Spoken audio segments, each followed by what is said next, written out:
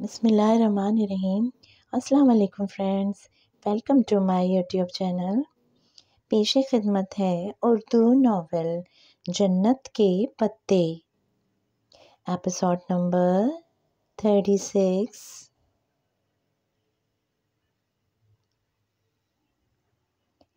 یہ کیا کر رہی ہیں؟ آج چاند کی 21ویں تاریخ ہے نا؟ آج عائشہ اپنا خون نکلوائے گی، ابھی دیکھنا آنٹی، اس کے ہاتھ میں بلیڈ سے کٹ لگائیں گی۔ اس نے بے یقینی سے بہارے کو دیکھا اور پھر قدرے فاصلے پر بیٹھی عائشہ اور حلیمہ آنٹی کو۔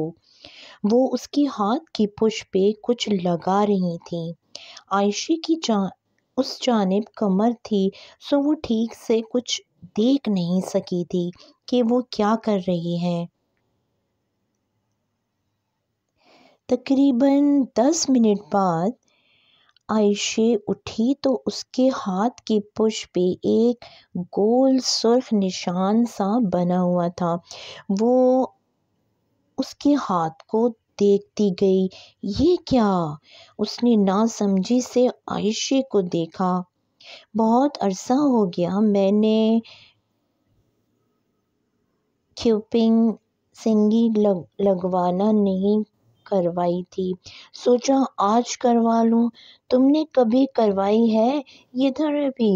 اس نے نفی میں سر ہلاتے ہوئے لاشعوری طور پہ اپنا ہاتھ پیچھے کر لیا۔ تم کیوں کرواتی ہو یہ؟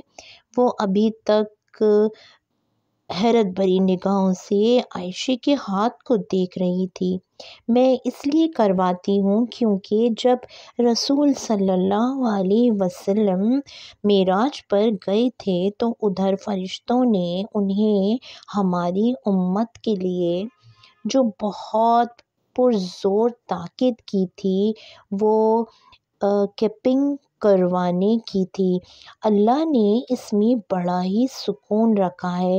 تم آنٹی سے باتیں کرو، تب تک میں اور بہارے گل بہار باغ سے پھول توڑ لیں۔ وہ دونوں باہر چلی گئیں تو وہ قدرے ہچکچاتے ہوئے اٹھ کر ان کے سامنے آ بیٹھی۔ انہوں نے نرمی سے مسکرا کر اسے دیکھتے ہوئے ہاتھ بڑھایا تو بلا ارادہ حیا نے اپنا ہاتھ ان کے ہاتھ میں دے دیا۔ تب اسے محسوس ہوا کہ انہوں نے شفاف پتلا دستانہ پہن رکھا تھا۔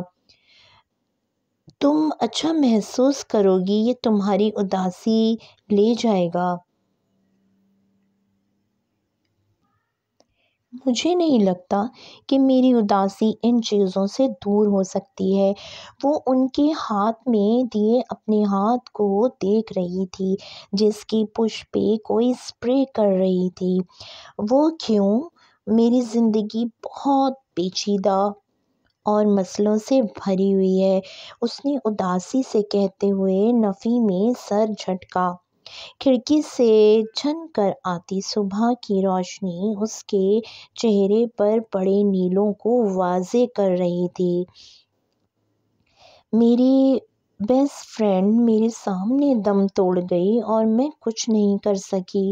میں نے بہت دعا کی تھی حلیمہ آنٹی، مگر وہ پھر بھی مجھے چھوڑ کر چلی گئی۔ وہ نہ مرتی تو کل کو تم خود ہی اسے چھوڑ جاتی۔ بعض چیزیں ہمیں ناگوار لگتی ہیں مگر وہ ہمارے لیے اچھی ہوتی ہیں۔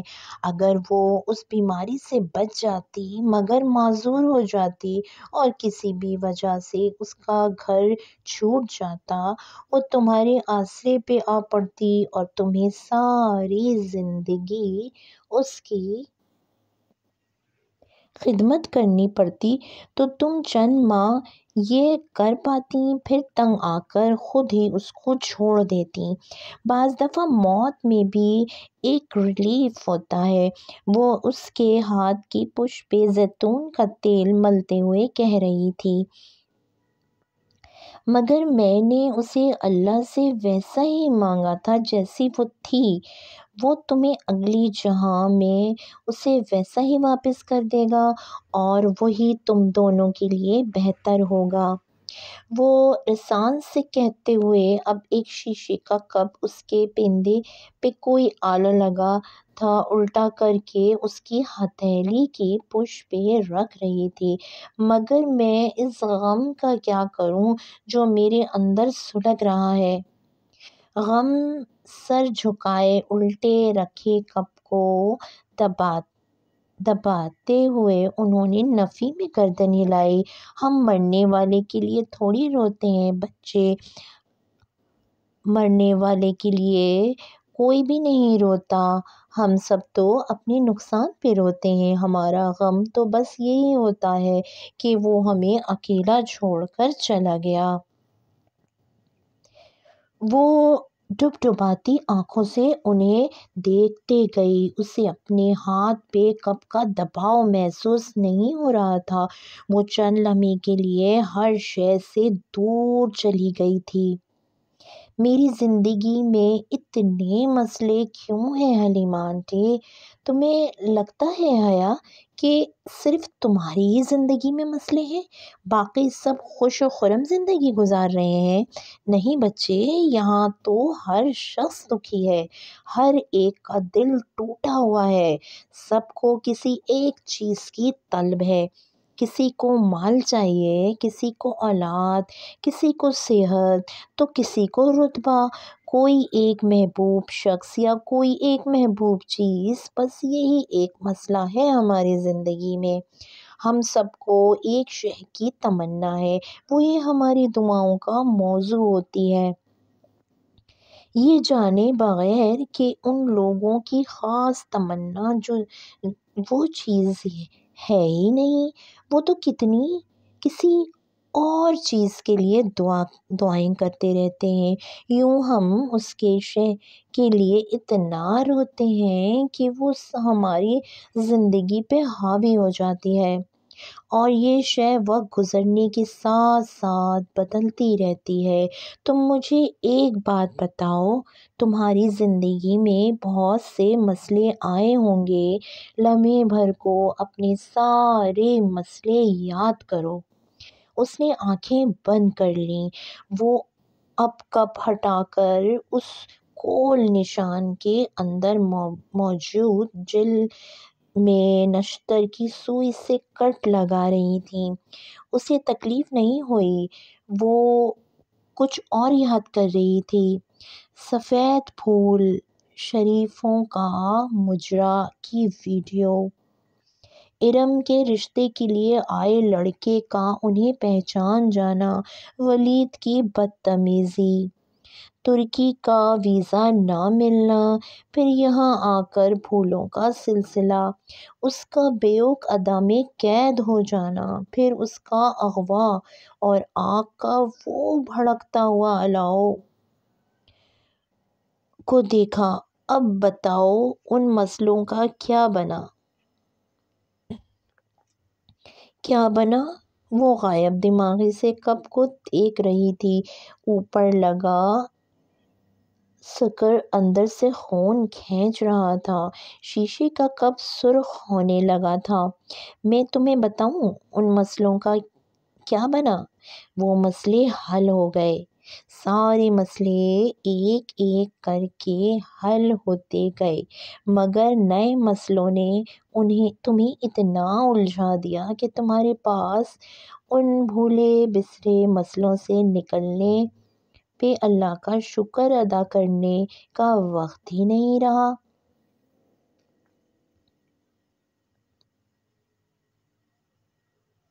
وہ بے یقینی سے انہیں دیکھ رہی تھی۔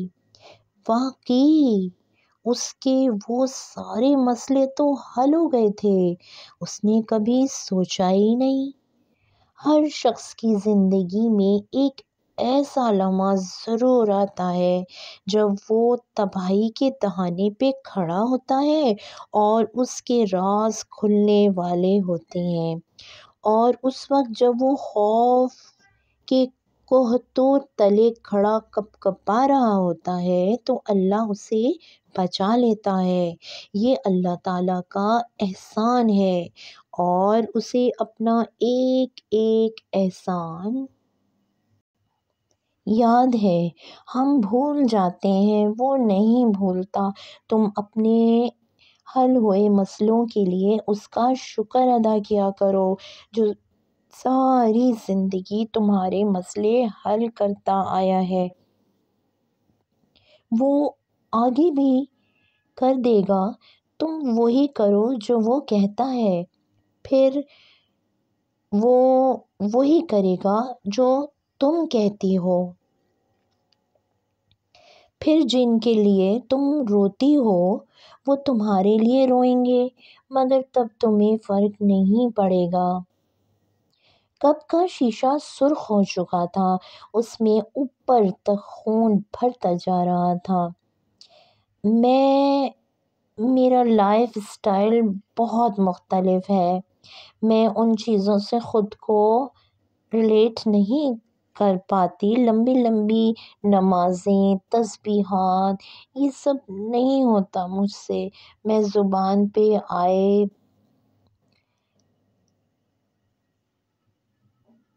طنز کو نہیں روک سکتی۔ میں عائشہ گل کی طرح کبھی نہیں بن سکتی۔ میں ان چیزوں سے بہت دور آ گئی ہوں۔ دور۔ ہمیشہ ہم آتے ہیں، اللہ وہیں ہے جہاں پہلے تھا۔ فاصلہ ہم پیدا کرتے ہیں اور اس کو مٹانا بھی ہمیں ہوتا ہے۔ انہوں نے خون سے بھرا کپ سیدھا کر کے ایک طرف رکھا اور ٹشو سے اس کا ہاتھ صاف کیا۔ ہاتھ کے پش پہ گول دائرے میں جگہ خاص سی اونچی ابھر گئی تھی، کسی بیک شدہ کیک کی طرح جس کا درمیان کناروں سے زیادہ اونچا ابھر جاتا ہے۔ حلیمہ آنٹی، کیا میرے سارے مسئلے حل ہو جائیں گے؟ پہلے جس نے حل کیے تھے وہ اب بھی حل کر دے گا۔ حیا، لوگ کہتے ہیں کہ زندگی میں یہ ضروری ہے اور وہ ضروری ہے۔ میں تمہیں بتاؤں، زندگی میں کچھ بھی ضروری نہیں ہوتا۔ نہ مال، نہ اولاد، نہ رتبہ، نہ لوگوں کی محبت۔ بس آپ ہونے چاہیے اور آپ کا اللہ تعالیٰ سے ایک ہر پل بڑھتا تعلق ہونا چاہیے۔ باقی یہ مسئلے تو بادل کی طرح سے ہوتے ہیں۔ جہاز کی کھڑکی سے کبھی نیچے تیرتا کوئی بادل دیکھا ہے؟ اوپر سے دیکھو تو وہ کتنا بے ضرر لگتا ہے، مگر جو اس بادل تلے کھڑا ہوتا ہے نا، اس کا پورا آسمان بادل ڈھانپ لیتا ہے اور وہ سمجھتا ہے کہ روشنی ختم ہو گئی اور دنیا تاریک ہو گئی ہے۔ غم بھی ایسے ہی ہوتے ہیں، جب زندگی پہ چھاتے ہیں تو سب تاریک لگتا ہے، لیکن اگر تم اس زمین سے اوپر اٹھ کر آسمانوں سے پورا منظر دیکھو تو تم جانو گی کہ یہ تو ایک ننھا سا ٹکڑا ہے جو ابھی ہٹ جائے گا۔ اگر یہ سیاہ بادل زندگی پہ نہ چھائے نا حیا، تو ہماری زندگی میں رحمت کی کوئی بارش نہ ہو۔ انہوں نے تیل لگا کر اس کا ہاتھ صاف کر دیا تھا۔ اس نے ہاتھ چہرے کے قریب لے جا کر دیکھا۔ میں اتنا جلی ہوں آنٹی کہ مجھے لگتا ہے میرا دل ہی مر گیا ہے۔ جلنا تو پڑتا ہے بچے، جلے بغیر کبھی سونا کندن نہیں بنتا۔ ان کی بات پہ وہ ذرا سا مسکرائی۔ یہ ابھی ٹھیک ہو جائے گا اور تم بھی ٹھیک ہو جاؤ گی۔ تھینک یو آنٹی، مجھے آپ سے بات کر کے بہت اچھا لگا۔ ایک آخری بات، کیا یہ اتفاق تھا کہ عثمان انکل اور ہم ایک ہی فلائٹ میں آئے تھے؟ اس دنیا میں اتفاق کم ہی ہوتے ہیں۔ میرا خیال ہے عثمان کو عبد الرحمن نے ایسا کہا تھا۔ وہ سمجھ کر سر ہلا کر اٹھ کھڑی ہوئی۔ کبھی اسے لگتا اسے زندگی میں سب سے زیادہ تکلیف پاشا نے دی ہے، اور کبھی لگتا کہ اس کے احسان اس کی دی گئی اذیت سے زیادہ ہے۔ بھگی سڑک پہ رواں دواں تھی۔ رات کی بارش اب سوکھ چکی تھی۔ وہ ہر جگہ نکری نکری دھلی دھلائی لگ رہی تھی۔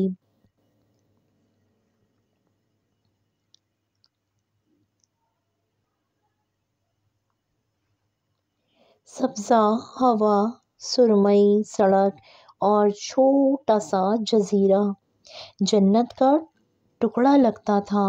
وہ بھگی کی کھڑکی سے باہر دیکھتی ان باتوں کو سوچ رہی تھی جو حلیمہ آنٹی نے اس سے کہی تھی۔